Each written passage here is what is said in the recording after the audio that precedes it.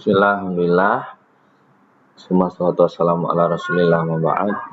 Berikut adalah tutorial tata cara pengisian nilai tahfiz di spreadsheet.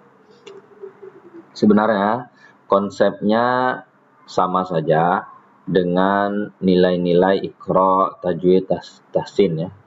Hanya saja poin penilaiannya yang berbeda. Kalau di kelas Iqra, Tajwid, Tahsin itu ada rentang nilai 6 sampai 10.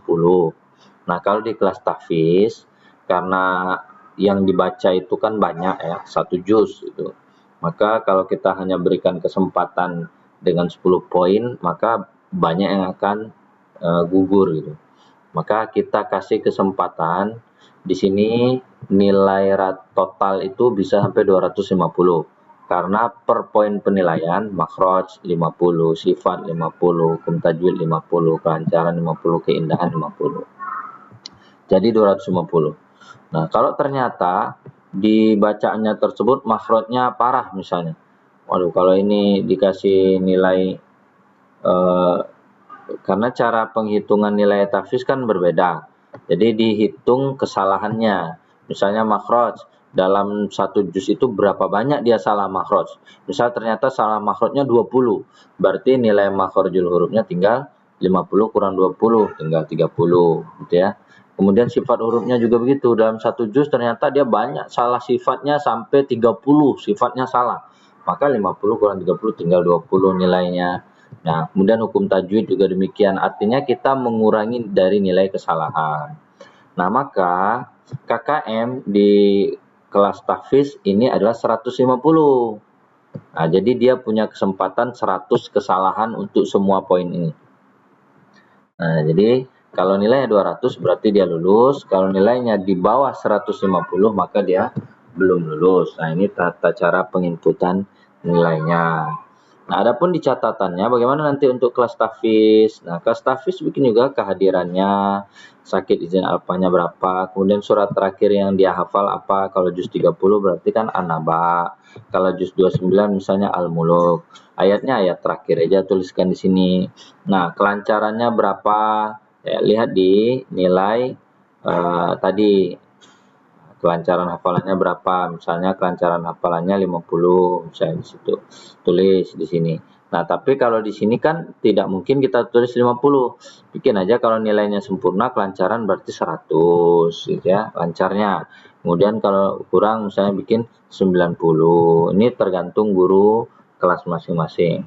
Kemudian kesungguhan menghafalnya, bagaimana motivasi dia ya, kemudian semangat dia. Tuliskan di sini.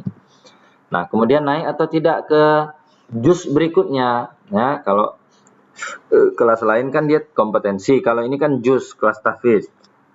Kalau ternyata dia juz 30, naik ke tingkat ke juz 29 bikin, naik ke tingkat selanjutnya. Tapi kalau ternyata hafalannya di bawah 150 tadi nilai KKM-nya, maka dia belum naik, artinya dia belum layak untuk diijazahkan atau disyahadahkan juz yang dia setorkan itu. Berarti dia belum layak. Maka dia bikin mengulang di kelas sebelumnya. Mungkin catatan di sini, alhamdulillah Ananda sudah melaksanakan tasmi juz 30 atau juz 29. Nah, berdasarkan hasil simaan para mudaris dan teman-teman, hal-hal yang perlu diperbaiki oleh Ananda adalah apa? Misalnya dari sisi makhraj, dari sisi sifat dan seterusnya. Atau kalau dia sudah bagus, alhamdulillah Ananda sudah bagus sekali menyetorkan hafalannya tasmi juz 29, bisa dilanjutkan ke tasmi juz 28 dan seterusnya seperti itu.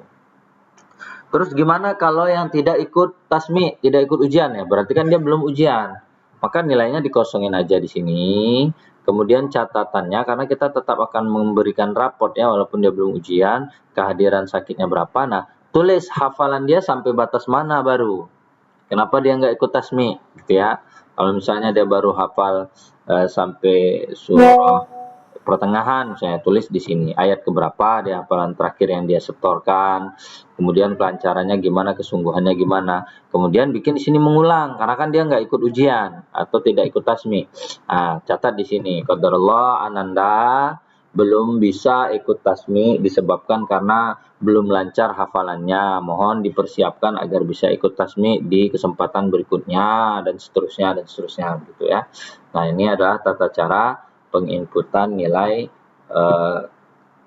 tahfiz ya. Adapun yang lain-lain kayak data, mapelnya ini sudah diisikan semua, tidak perlu dirubah-rubah.